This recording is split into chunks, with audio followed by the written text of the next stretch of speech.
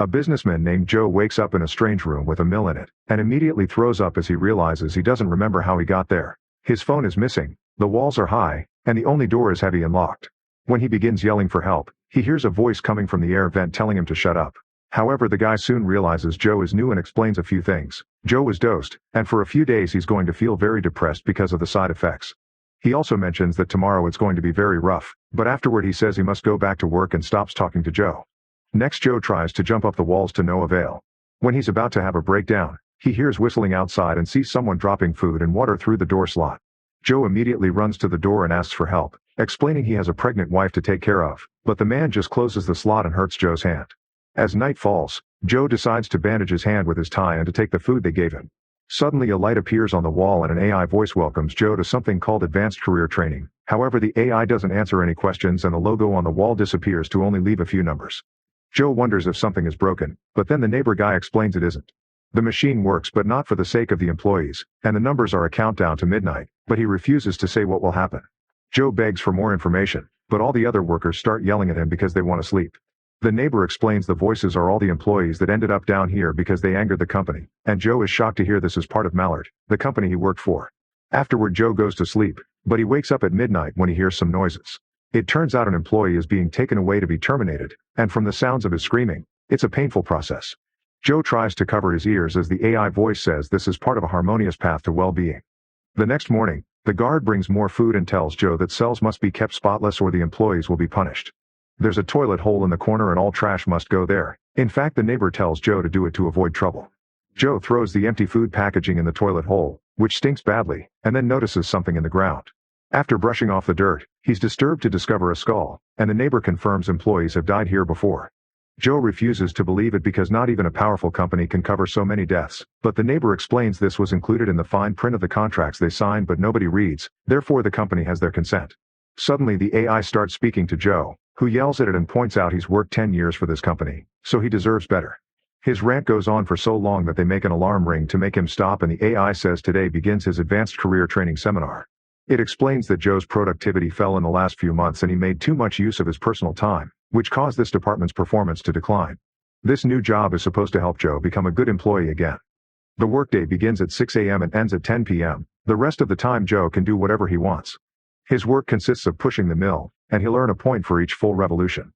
Every day he's supposed to meet a daily quota of 50, and if he fails, he'll be punished. At the end of each day the employee with the fewest points will be terminated even if they met the quota. Joe gets desperate and apologizes for yelling as he asks to go home because he needs to check on his pregnant wife, but his neighbor tells him it's pointless to try. The company just doesn't care, and nobody leaves this place until their time comes. He advises Joe to work and concentrate on surviving. Afterward, Joe starts working with the mill. It's incredibly hard at first because the machinery is old and rusty, so it takes Joe a big amount of strength to finish the first revolution. When he does, the AI congratulates him and plays an ad to celebrate. Then Joe spends the whole day pushing the mill under the bright sun and only eating the small amount of food they give him. The AI also keeps playing ad after ad while Joe works. When Joe goes to sleep, he can hear today's employee being terminated, and the AI tries to cover it by reciting more ads. The next morning, Joe has his breakfast while chatting with his neighbor and wonders what's the point of a quota if someone gets terminated anyway, which is the same as getting punished for not doing it. The neighbor says good enough isn't good enough for Mallard, and when he hears Joe made a quota of 100 yesterday, he tells him not to tell his quota to others or they'll try to pass him. The neighbor advises Joe to work hard to survive but not too hard, otherwise they'll expect it all the time. When Joe starts working on today's quota, he thinks about his wife Kate and the day he got a house for their new life. Kate felt a bit wary because it was a big and expensive place given by the company, but Joe told her not to worry because it was what he worked so hard for. The next day she had an appointment related to the baby and reminded Joe he had to take the time off, which he had trouble with. Kate wasn't very happy with his attitude of prioritizing work, pointing out it would only get more difficult when the baby was born. That conversation had been interrupted when Kate felt something wrong.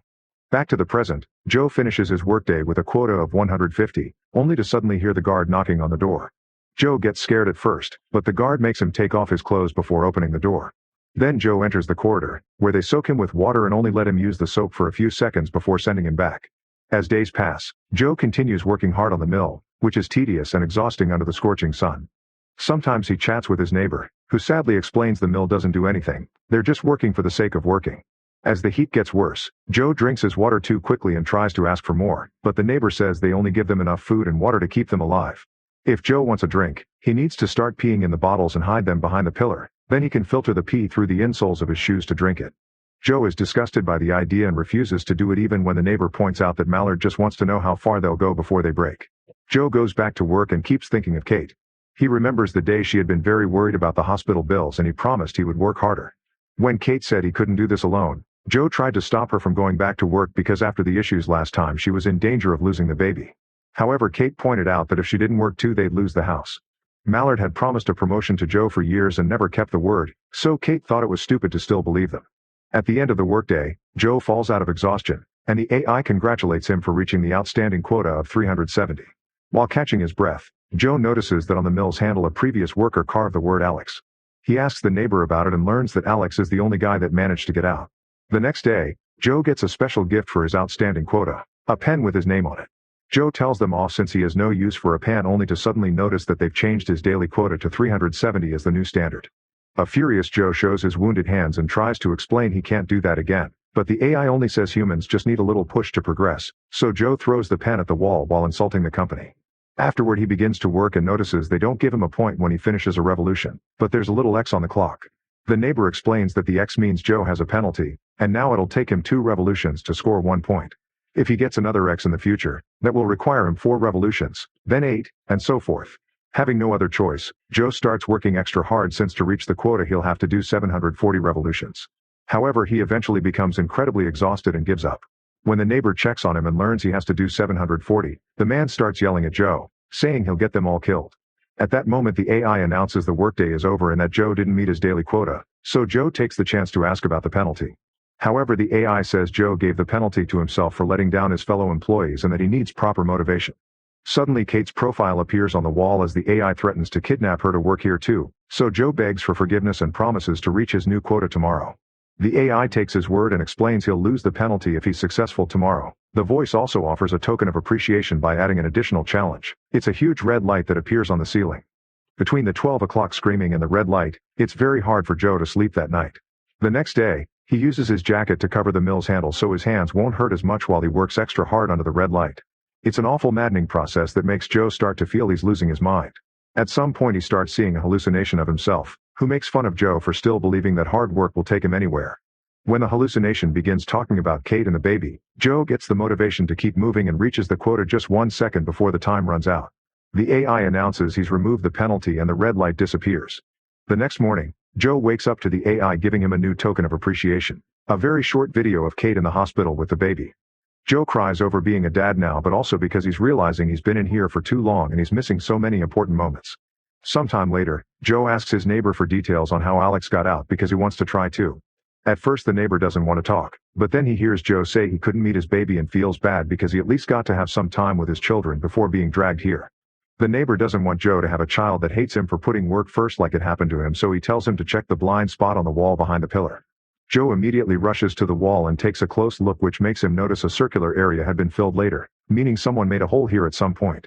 Then he grabs the pen and begins using it to dig in the wall, realizing that the company is so cheap they didn't even patch the hole properly. Many days pass and Joe is exhausted, but he never gives up. He makes his daily quota on the mill during work hours and then spends his so-called free time digging the hole. Eventually the hole is big enough and Joe jumps into it to start crawling out.